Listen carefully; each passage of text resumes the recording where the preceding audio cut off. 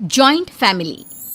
रोशनी, अब तेरी शादी की उम्र हो चुकी है, सब तेरे लिए लड़का देख रहे हैं और तू है कि 8-9 बजे बिस्तर से उठ रही है। मम्मी, क्या आप भी सुबह सुबह ज्ञान दे रही हो? सोने तो दो कम से कम। क्या करें, अब तेरी हरकतें ही ऐसी हैं। चल अब बिस्तर छोड़ और मेरे साथ खाना बनाना सीख। ना, मैं नहीं बना रही खाना वाना। आप प्लीज जाइए ना यहाँ से। रोशनी की बातों से निराश होकर निशा वहाँ से चली जाती है। निशा, तुम रोशनी को घर का कामकाज क्यों नहीं सिखाती? अगर यही हाल रहा फिर तो 2 दिन में उसके ससुराल वाले उसे यहाँ छोड़कर चल देंगे। मैं तो बहुत कोशिश करती हूँ उसे घर की जिम्मेदारियां सिखाने की, लेकिन वो मेरी सुने तब ना। आप तो जानते ही हैं ना कि वो कितनी जिद्दी है। हमें निशा के लिए एक ऐसा लड़का ढूंढना होगा जिसका भरा पूरा परिवार हो, सास ससुर से लेकर जेठ जिठानी देवर ननद सब हो। यहाँ ना सही, लेकिन शादी के बाद उसे वहाँ अपनी जिम्मेदारियों का एहसास जरूर होगा। कुछ दिनों के बाद रोशनी का परिवार उसके लिए लड़का देखना शुरू कर देता है और एक दिन चिराग नाम का लड़का रोशनी को देखने अपने परिवार के साथ उसके घर पहुंच जाता है। देखिए भाई साहब, मैं पहले ही आपको बता देती हूँ, हमारा परिवार बहुत बड़ा है, इसलिए अगर आपकी लड़की हमारे घर की जिम्मेदारियाँ बिना ना नुकुर के उठा सकती है तभी हम ये रिश्ता पक्का करेंगे। अरे ये भी कोई बोलने वाली बात है बहन जी। हमारी रोशनी आपके पूरे परिवार को बैठे बैठे खिला सकती है, इतनी जिम्मेदार है मेरी बेटी। अगर ऐसी बात है फिर तो हमें इस रिश्ते से कोई आपत्ति नहीं है। तो फिर चट मंगनी पट ब्याह के बारे में क्या ख्याल है? हाँ बिल्कुल, शादी में देर किस बात की। 3 हफ्ते बाद ही शादी का शुभ योग है। अगर आपको कोई दिक्कत ना हो तो हम इनकी शादी भी 3 हफ्ते बाद ही करा देते हैं। अरे हमें इसमें कोई परेशानी नहीं है।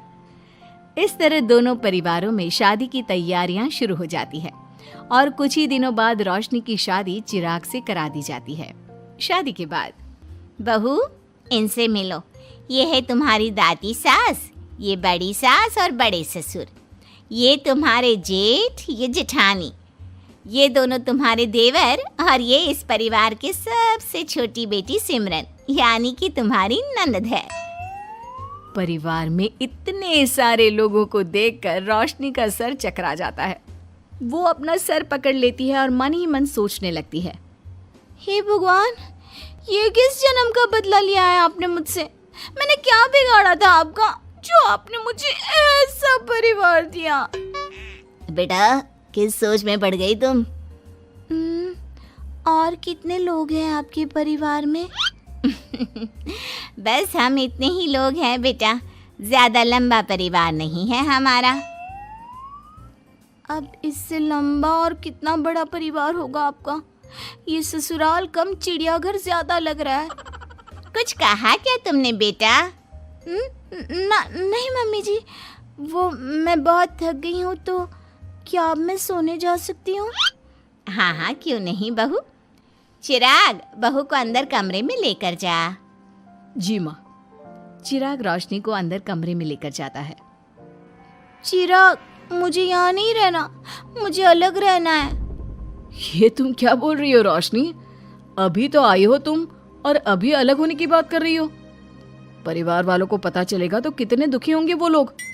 मुझे नहीं मतलब किसी से, और इसे तुम परिवार कहते हो? ये परिवार कम कोई गली मोहल्ला ज्यादा लग रहा है। रोशनी, अभी तुम नई हो इस परिवार में, इसलिए शायद तुम्हें ऐसा लग रहा है। कुछ दिन में आदत हो जाएगी तुम्हें। चिराग की बात सुनकर रोशनी अपना सर पकड़ लेती है। आपको समझाना तो दीवार में सर पटकना है। मैं सो रही हूँ, लाइट ऑफ मत करना, मुझे अंधेरे में नींद नहीं आती। इतना बोलकर रोशनी बिस्तर पर लेट जाती है।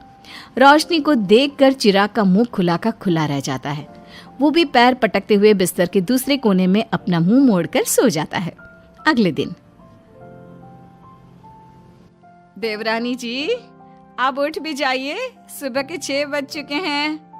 सोने दो ना मम्मी, क्यों परेशान कर रही हो? देवरानी जी, मैं आपकी मम्मी नहीं जेठानी हूँ। सुबह सुबह क्या मजाक है मम्मी? इतना कहकर रोशनी अपनी आंखें मसलते हुए उठती है और अपनी जेठानी को देखकर चौंक जाती है। दीदी आप यहाँ? पिछले 1 घंटे से तुम्हें उठा रही हूँ, लेकिन तुम हो कि अब उठ रही हो? लेकिन अभी तो सिर्फ 6 बज रहे हैं, आपने मुझे उठाया क्यों? वो इसलिए क्योंकि आज तुम्हारे इस घर में पहली रसोई है, तो खाना आज तुम्हें ही बनाना होगा ना। क्या? मुझे पूरे मोहल्ले के लिए खाना बनाना पड़ेगा? नहीं रोशनी, तुम्हें पूरे मोहल्ले के लिए नहीं, सिर्फ परिवार के लोगों के लिए ही खाना बनाना है। आपका परिवार किसी मोहल्ले से कम है क्या? कुछ कहा क्या तुमने? हाँ नहीं दीदी, आप चलिए, मैं अभी फ्रेश होकर आती हूँ। आरती वहां से चली जाती है, जिसकी थोड़ी देर बाद रोशनी भी रसोई में जाकर मजबूरी में सबके लिए खाना बनाने लगती है। पूरे 2 घंटे मेहनत करने के बाद उसका खाना बनकर तैयार होता है।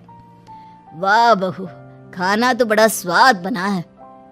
सच में बहू, तुमने भले ही बहुत देर लगाई खाना बनाने में, लेकिन खाना बहुत स्वादिष्ट बना है।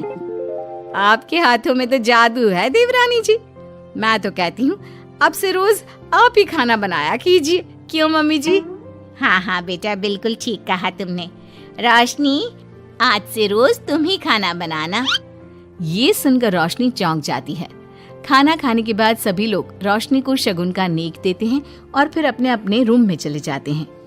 क्या यार रोशनी, इतना टेस्टी खाना बनाना जरूरी था क्या? अब फंस गई ना तू। ये सब माँ पापा की वजह से हो रहा है, उनके कारण मुझे ये सब झेलना पड़ रहा है। रोशनी गुस्से में अपने रूम में जाती है और अपनी माँ को फोन मिलाती है। मम्मी, मैं आपको कभी माफ नहीं करूंगी। आपने जानबूझकर मुझे इतने बड़े परिवार में भेजा है, जहाँ मुझे सांस लेने की भी फुर्सत नहीं है। हमने ये सब इसलिए किया ताकि तू अपनी जिम्मेदारियां निभाना सीखे। अब मायके की तरह ससुराल में भी अपनी जिम्मेदारियों से मुंह मत मोड़ लेना। मुझे नहीं रहना माँ यहाँ। इस घर में जितने लोग हैं उतने तो हमारे गली मोहल्ले में भी नहीं थे। माँ, मैं आपसे आपकी सारी बातें मानूंगी, पर प्लीज मुझे यहाँ से ले जाइए। बिल्कुल नहीं, अब से वही तेरा सब कुछ है। वहां से भागने के बजाय अपनी जिम्मेदारियां पूरी करना सीख, इससे हमें भी थोड़ी खुशी मिल जाएगी। माँ की बातों से निराश होकर रोशनी फोन काट देती है, जिसके बाद उसकी नजर नेक में मिले पैसों पर पड़ती है और वो फटाफट से बिस्तर पर बैठकर पैसे गिनना शुरू कर देती है। अरे वाह, ये तो पूरे 25,000 रुपए हैं। किसी ने भी 5100 से कम का नेक नहीं दिया। चलो अच्छा है, कुछ तो फायदा हुआ इतने बड़े परिवार में शादी करने का। अब इन सब पैसों से मैं अकेले शॉपिंग करूंगी, बहुत मजा आएगा। शॉपिंग के बारे में सोच सोच कर ही रोशनी अपने बिस्तर पर कूदने लगती है। उसे बिस्तर पर कूदता देख सभी लोग चौंक जाते हैं। भाभी, आप ऐसे क्यों उछल रही हो? छोटी बच्ची हो क्या? अपनी ननद की बात सुनकर रोशनी का मुंह खुला का खुला रह जाता है। थोड़ी देर बाद रोशनी घर में बिना बताए शॉपिंग के लिए निकल जाती है और शगुन में मिले पूरे पैसों को शॉपिंग में उड़ा देती है। शाम में, देवरानी जी कहाँ गई थी आप? जानते हैं सब आपके लिए कितना परेशान हो गए थे, कम से कम आपको बताकर तो जाना चाहिए था ना। सॉरी दीदी, मैं आप लोगों को बताना भूल गई। वैसे इतने सारे बैग किस चीज के हैं? तुम शॉपिंग करने गई थी क्या? हाँ दीदी, वो आज नेक में इतने सारे पैसे मिले थे ना, तो मैंने सोचा क्यों ना मैं उन पैसों की शॉपिंग ही कर लूं। अरे वाह, ये तो बहुत अच्छा सोचा तुमने। मम्मी, पापा, सिमरन, देवर जी, सब बाहर आइए। देखिए रोशनी हम सब के लिए क्या लाई है। रोशनी कुछ समझती उससे पहले ही वहाँ सब लोग आ जाते हैं। क्या हुआ आरती बहू, क्यों चिल्ला रही हो? अरे देखिए ना माँ, रोशनी हमारे लिए शॉपिंग करके आई है। वो देखिए रोशनी हम सब के लिए कितने कपड़े लेकर आई है। आरती की बात सुनकर रोशनी के पैरों तले जमीन खिसक जाती है। उसके मुंह से एक शब्द तक नहीं निकलता। सच में भाभी, आप कितनी अच्छी हो। बेटा, हम सबके लिए तुझे खरीदारी करने की क्या जरूरत थी? अभी तेरी नई नई शादी हुई है, तुझे अपने लिए लेना चाहिए था ना। एक काम कर, ये सारे कपड़े तू ही रख ले, किसी को कुछ देने की जरूरत नहीं है। चलो कोई तो समझदार है इस घर में। वाह भाभी, कितनी सुंदर ड्रेस है। ये शॉर्ट ड्रेस मुझे पता है आप मेरे लिए ही लाए होंगे, है ना? इसे मैं रख लेती हूँ। माँ, रोशनी इतने प्यार से सबके लिए कपड़े लेकर आई है, हमें मना नहीं करना चाहिए। तू सही बोल रही है बेटा, उसका मन रखने के लिए मैं ले लेती हूँ 1-2 साड़ियाँ। रोशनी झूठी मुस्कान लिए खड़े होकर सब देखती रहती है। देखते ही देखते उसके लाए सारे कपड़े घर वाले आपस में बांट लेते हैं और अब सिर्फ एक रुमाल को छोड़कर उसके पास कुछ नहीं बचता। अब ये रुमाल भी क्यों छोड़ा, इसे भी ले ही लेते। इतने में ही सिमरन रोशनी को आवाज देती है। भाभी, वो गलती से रुमाल रह गया है, क्या वो मुझे मिल सकता है? रोशनी वो रुमाल भी सिमरन को दे देती है। इतनी मेहनत से मैंने ये सब कुछ लिया था, लेकिन इन लोगों से मेरी खुशी बर्दाश्त नहीं हुई, कुछ भी नहीं छोड़ा। थोड़ी देर बाद रोशनी का पति भी वहां आ जाता है।